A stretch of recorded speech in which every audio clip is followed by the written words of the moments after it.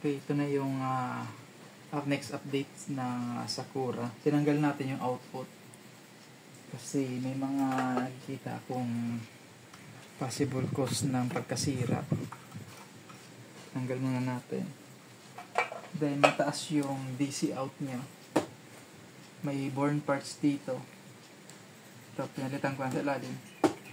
Mataas ang DC out. Para makalibrate natin, binago ko muna yung design ng bus drive natin. Ito siya. Medyo mataas pa rin, kailangan natin babaan. Ito siya. Bias niya ay 482. 488.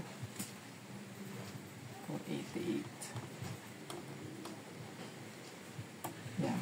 Ito yung ginawa ko para mabias siya. Ito.